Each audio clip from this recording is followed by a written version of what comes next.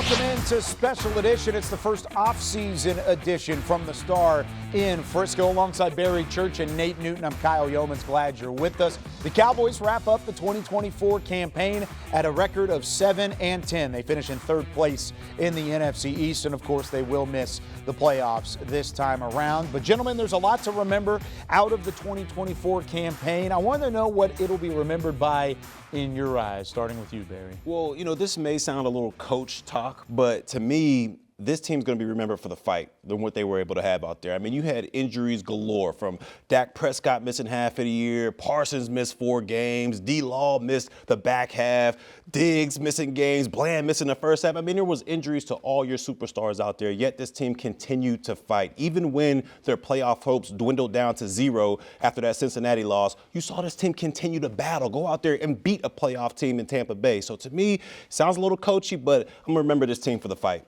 I agree with you 100%. And on top of that, a new defensive coordinator. And when you added a new defense coordinator, along with new and young players, then young guys came in and began to play. And they fought and they fought. They lost some games early, but they regrouped and they came back and they had that fight. Barry, you are spot on. The fight is what I remember about this team. I love how Barry talked about coach talk. We'll have some coach talk later in the show, don't you worry. Now, I do want to talk about the game itself. Of course, 23-19 was the final score in Week 18. The Washington Commanders with a last-second touchdown. Marcus Mariota to Terry McLaurin, just how we expected going into it. With the final 2 seconds left on the board, a touchdown sinks the Cowboys' hopes late. Nate, when you look at that game, it was an opportunity to see some youth, but you still wanted to win that game late. What happened down the stretch? It's just bad communication. The quarterback wrote it up in there. The guy, the end took his job. The linebacker went one step too far. Number 35, I can't pronounce his name. He stepped 1 foot out too far, and the guy shot up the field for about a 30, 40-yard run. Then, like you said, at the end of the game, they hit Scary Terry in that corner. It was all over. But that was a well-fought game, and that's what Barry talked about earlier. That fight, they fought to the end. Exactly. I mean, you saw it, tooth and nail. They were trying to pull out that victory as much as they could. One little false step by the linebacker, and Mariota was able to take advantage of it and get him in that field goal range. They ended up getting a touchdown. But to me, like I said, I love what I saw from this team fight-wise. You saw a lot of young players like Deuce out there showing what he has out there for this team. But overall, I just think the more talented team won. I mean, Washington, they had Jaden Daniels out there. They had Scary Terry McLaurin. So the more talented team won. But once again, this Cowboys team showed fight. And, of course, they defeated Washington earlier in the season. Dan Quinn did not want to be swept by his former team and his former head coach, for that matter. Now, it was a game, like we talked about, where you had the chance to see youth. You got to see Trey Lance at quarterback. His first start at an NFL level in a regular season game, that is, since week 2 of 2022. It had been quite some time. What did you think about the performance from Lance? I like what I saw from Lance. You know, I wanted to see him do more with his arm than his legs, and he was able to go out there and do that. 20 of 34. You saw a little bit of the inaccuracies out there, but the arm strength is really what blew me off the charts. I mean, he was able to throw that thing in there, the lightning bolt in there with the explosive arm that he has. But to me, he needs a little bit more development when you talk about accuracy and making sure the timing is on point. But overall, I was impressed by the performance of Trey Lance. I did not want to see Trey Lance, but what I saw was nice. Now, where we're going to place him as fighting for the backup job, or you're going to have another year as being the third emergency quarterback, we don't know. But this kid came out and showed some fight, showed a little bit of consistency. Like you say, the arm strength was out of this world. Trey Lance is one of the 26 pending free agents going into this 2025 NFL offseason. We've got plenty more coming your way here on Special Edition. When we come back, what contracts are a priority in that list of free agents? Could Jordan Lewis be on his way out or on his way back for the Dallas Cowboys? But coming up next, where are the Cowboys headed in their decision-making around head coach Mike McCarthy and the head coach in the future? Special Edition, presented by AT&T, is brought to you by your North Texas Ford dealers. Ford is the best in Texas. Reliant, official energy provider of the Dallas Cowboys. Blockchain.com. Invest like your icons with Blockchain.com. And by AT&T, official sponsor of the Dallas Cowboys.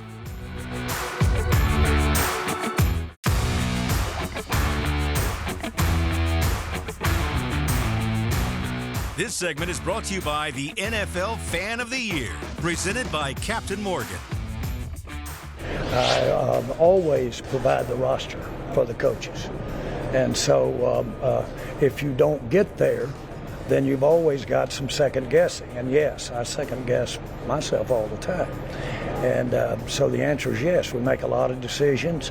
Some of them don't work out as good as others. Jerry Jones talking about how the roster building is still very much so on his plate as the president, owner, and GM of the Dallas Cowboys. Welcome back to Special Edition. Barry Church, Nate Newton, I'm Kyle Youmans. Barry, it's plain and simple. The Cowboys have a lot of work to do going into this offseason. These are the 26 free agent names to keep an eye on going into the offseason.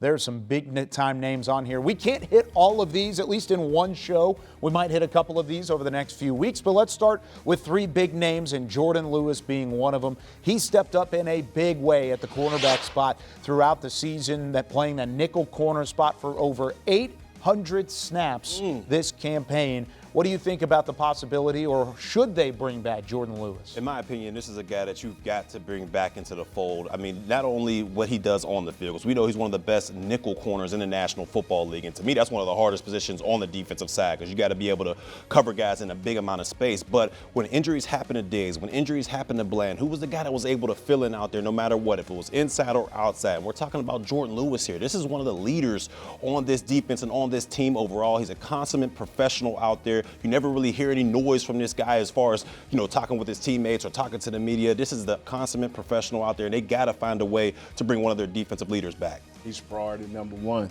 and it's not much more I'm going to add to that. It's 3 or 4 guys that he's going to mention, and these guys need to be signed, and starting with Jordan Lewis. What about Osa Odighizuwa? Where do you feel like the defensive tackle who's had some pass rush ability, set some career highs this year, where does he rank on that list? He's number 2, and we have to sign him. See, the thing is, you have built these guys up. They have become leaders of this team. They are not rotational players. These are guys that can start for you and give you meaningful snaps and can help turn games around. You cannot afford to lose these guys. Yeah, I'm with you on that, Nate. I would love to bring Odighizuwa back. The only concern is this guy early on was a flash player. He got way more consistent this season, but when you look at it, I think he might have played his way to a higher price when you look at it. And this is going to be one of the most, sought-over defensive tackle free agents in the National Football League, so it becomes a kind of a bidding war, and I'm not so sure the Dallas Cowboys are going to want to go that high. Speaking of playing into a higher contract, Rico Dowdle did that at the running back position.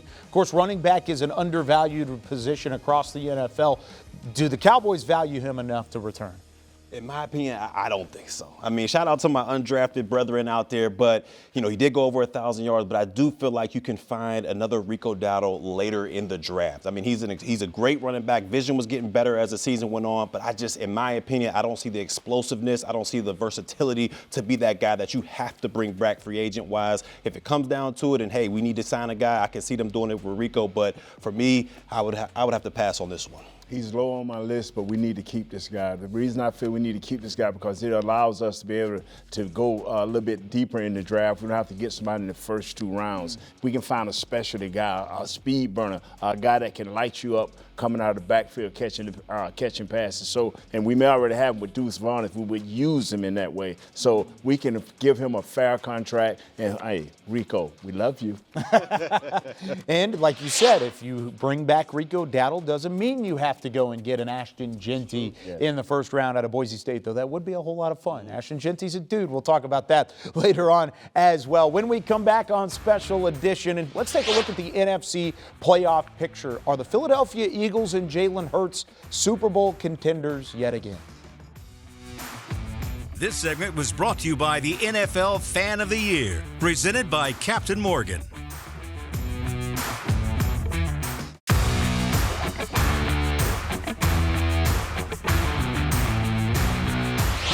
Let's take a look at the NFC playoff picture. Of course, the Detroit Lions, with their Week 18 win over Minnesota, secured a bye and the NFC North title. So Minnesota has to go on the road to play the LA Rams. You've got a couple of divisional foes in action as the Eagles welcome in the Green Bay Packers in the wild card round, and Washington takes on Green Bay as the 6th seed. Welcome back in to Special Edition. Let's start with the Philadelphia Eagles, gentlemen. Of course, Jalen Hurts should return from that concussion protocol. Did not play the last few weeks of the regular season, but that just means he's well rested to go in. Neither did Saquon Barkley the final week. He finishes with over 2,000 yards rushing. Just how dangerous is this Philadelphia team in the playoffs? They could go all the way, in my opinion. Now, if Hurts doesn't play, then, I'll switch things up a little bit. But if Hurts is out there, this team can go all the way. I mean, this team is loaded both offensively and defensively at every type of position you can think of. They got the wide receivers on lock with A.J. Brown and Devontae Smith. And when you look in the backfield, we all know what Saquon Barkley brings to the table. I mean, this guy is sure enough home run hitter every time he gets the ball in his hands. And you look at Jalen Hurts out there, he's the glue guy that keeps it all together. And defensively, this team has been, one of the best defensive teams in all of football this season. With the guys they got up front, the secondary that's opportunistic, this team is going to be for real. Saquon Barkley, say no more. Sunday, 3:30 start time on Fox. And then you go to the Washington Commanders sort of mentality is we're the underdogs here, going on the road against Tampa Bay. However, Cowboys have seen both of those teams lately. Washington might be the more talented team. They just didn't win their division. This is the Sunday Night Football matchup. Nate, what do you like in this one? I just believe that Baker Mayfield is hot right now. He's got his boy Evans with him. They're going to make that connection. But the key to them is they got two nice running backs, and they can run that ball too. And if they can keep Washington in a run mode instead of pass rush mode, they got a great chance to win. Yeah, I'm with you on that one, Nate. When you look at Tampa Bay, it's in Tampa Bay. Shake and bake. Baker Mayfield has been out there playing outstanding football as of late. He got his boy Evans, like you just said, but the key there is they can keep Jaden Daniels off of the field with their rushing attack. I mean, they got three runners back there. I believe the young rookie out there. Then they got Rashard White as well. Those guys can hold it down. They can keep Jaden Daniels off of the football field, and that's how you slow down Washington. You don't let this guy, who's extremely special in Jaden Daniels, go out there and do work. You keep him on the sidelines. I believe Tampa Bay can get that victory. All right, so as we sit today, who are your favorites to win the entire NFC? Not the NFL, not the Super Bowl, but to represent the NFC in the Super Bowl. Philadelphia. I mean, they're just too loaded on both sides of the football, in my opinion. Okay, what do you think? As much as I like the big kid 98, Jalen Carter. Yeah, I love him. But I tell you what, Detroit going to keep coming. 4th and 1, look out, baby. The 4th and 1.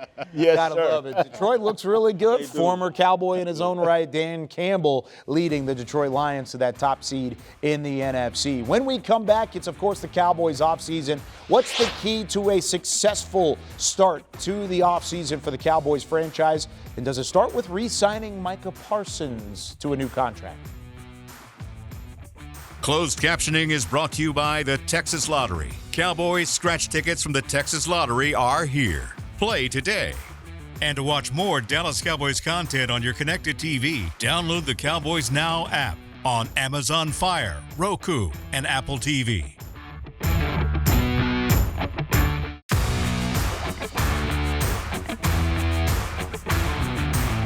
Special edition presented by AT&T was brought to you by your North Texas Ford dealers. Ford is the best in Texas.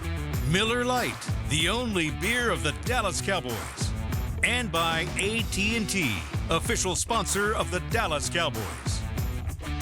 Wrapping up the first off-season episode of Special Edition from the Star in Frisco. Glad you're with us alongside Barry Church and Nate Newton. I'm Kyle Youmans. It is a long, long journey.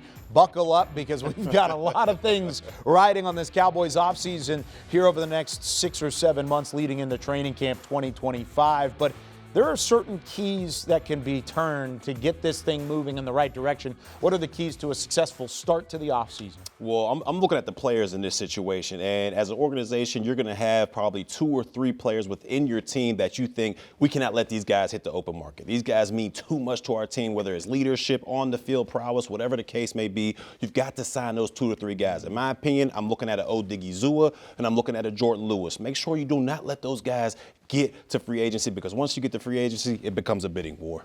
I agree with you 100%. We have to get these guys nailed down. Do the right thing, Coach Mr. Jones. Hurry up and do it. Don't wait. Is that in in particular with one specific player, or is that in general? No, with Jordan Lewis, with Osa, with Watkins, with all of these Get 'em guys. done. Get it done because the quicker we do it, the maybe we can save some money. The longer you wait, because we still have Parsons. We don't want to do like we did last year, get strapped because we waited on Parsons. See, and that's my key to a successful start to the offseason. Get Micah Parsons extended. Let's make this thing happen past 2025. For Barry Church and Nate Newton, I'm Kyle Youmans. That does it for us here on Special Edition.